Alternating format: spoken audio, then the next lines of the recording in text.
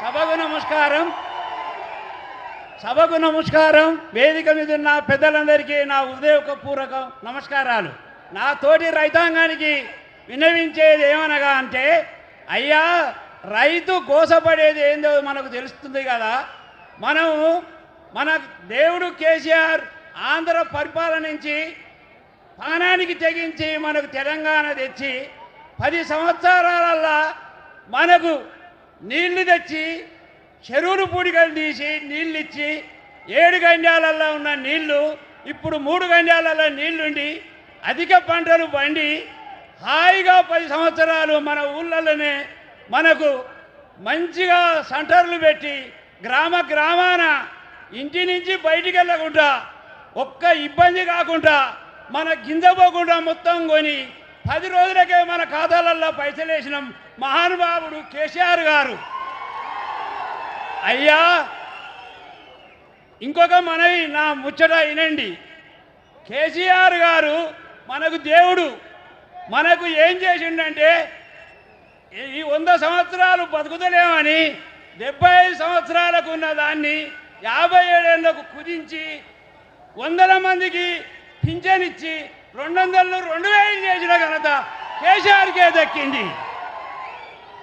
అయ్యా మనం పండించిన పంటకు ఒక్కదానికి కూడా మొక్కలు కానీ ఒడ్లు కానీ మన గ్రామాలల్లో రైతు వేదికల ద్వారా రైతుల ద్వారా మహిళల ద్వారా సొసైటీల ద్వారా 10 రోజులకు మించకుండా కొనేది మన ధాన్యాన్ని.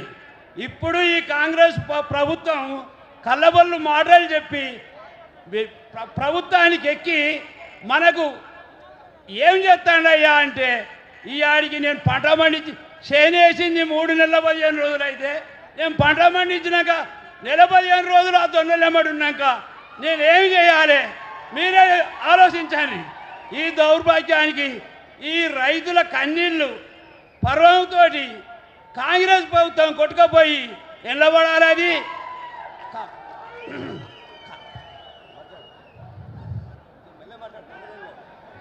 అయ్యా మనం స్వచ్ఛందంగా ఉండాలంటే, మనం మంచిగా బతకాలంటే ఎంత కోసపడ్డాం.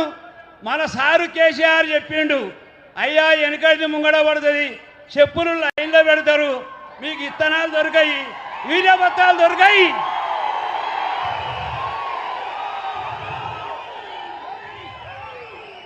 అని మనకు ఎట్లా చెప్పిండంటే, బ్రహ్మంగారు చెప్పినట్టు చెప్పిండు మన కేసీఆర్ గారు. ఆ మాట మనం పాటించలే. మార్పు అని కాంగ్రెస్లకు ఓట్లేసి మనం భంగపడ్డాం. ఇకనైనా బుద్ధి తెచ్చుకొని మనది మనం నిలబెట్టుకొని మనం మంచిగా సంతోషంగా ఉండాలంటే, అయ్యా ఏందో ఆన్లైన్ అని పెడితే నాసుని తెలియనోనికి ఎవరి దగ్గరికి పోయినా వాడు చెప్పాడు, నాకు బత్తాలు రావు.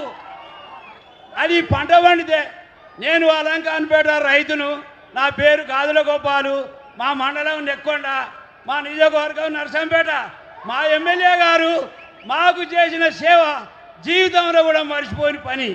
మాకు పంట నష్టపోతే మొక్కజొన్న చేనుకు ఎకరానికి 10,000 చొప్పున ప్రతి కుటుంబానికి ఇచ్చిన ఘనత మా పెద్దకే దక్కిందని నేను ఈ సభాముఖంగా తెలియజేసుకుంటున్నాను.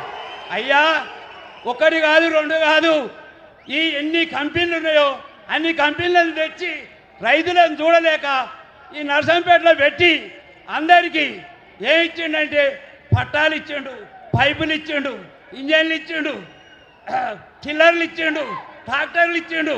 1 కాదు 2 కాదు, ప్రతి రైతుకు కూడా సాయం చేసిన మహానుభావుడు మా పెద్దేశ్వర రెడ్డి గారు.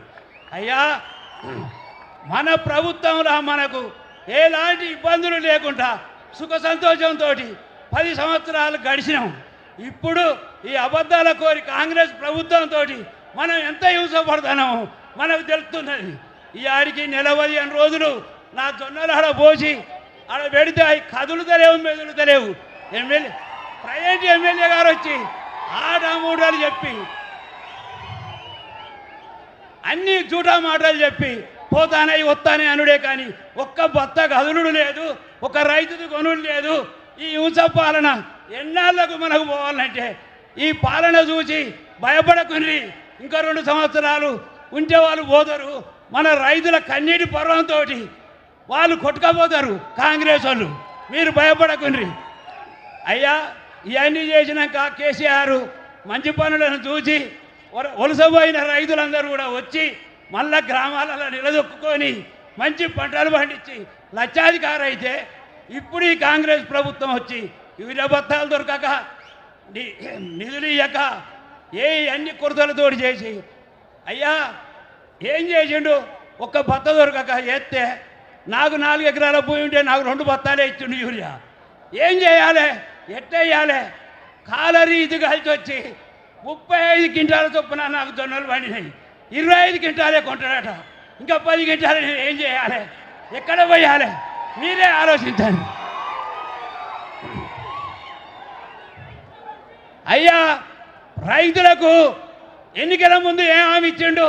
1,00,000 ఉన్నోడు 2 లక్షలు తెచ్చుకోమన్నాడు. తెలిసి తెలియక రైతులు ఏం చేసిండ్రు? 1,00,000 పోనీ ఇంకా 1,00,000 తెచ్చుకున్నారు. ఒక్క మనిషికి కాదు, ఊళ్ళే 20 మందికి అయితే 80 మందికి మావి కాలే. అరిగోస పడుతున్నారు అప్పులు తెచ్చి రైతులు. ఇది కాంగ్రెస్ దుర్బుద్ధి పాలన. ఈ పాలనని అంతనం చేయాలంటే మనందరం ఐక్యమై ఏకమై ఏకతాడి మీదకి వచ్చి మళ్ళా మన కేసీఆర్ దేవుణ్ణి ఎన్నుకున్నప్పుడే మనం గొప్పలం. అయ్యా ఇంతటితో నవ్వుపోయిన ముగిస్తుంది. ధన్యవాదాలు గోపాల్ గారికి. ఓ మంచి లాగన్నా మా అందరికి కూడా ఉన్న విషయాలు బ్రహ్మాండంగా చెప్పినాం.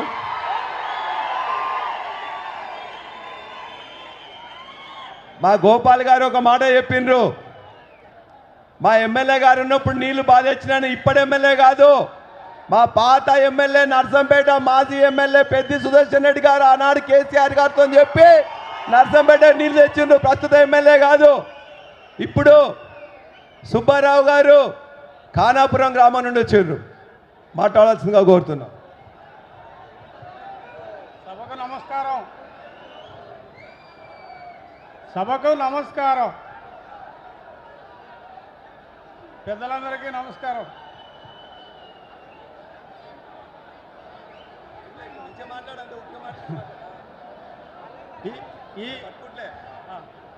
ఈ కాంగ్రెస్ గవర్నమెంట్లో అంత అవినీతిమయం.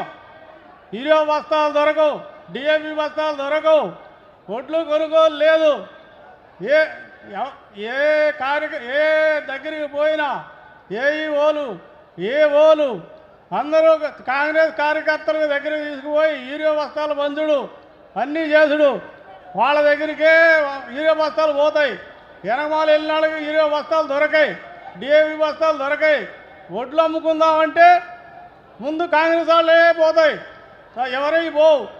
ఆఖరికి ఏ వానలో వరుపులో వచ్చినాక అప్పుడు టీఆర్ఎస్ వాళ్ళకి కొంటారు. సరిగా ఉండదు. అది కూడా వాళ్ళ కమిషన్లు అన్నీ భోంగా మిగిలిన కట్ చేసి చేతికి ఇస్తారు.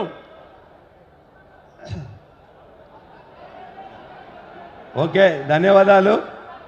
చివరిగా ఊకంటి రవి గారిని మాట్లాడవలసిందిగా కోరుతున్నాం, దుగ్గండి మండలం.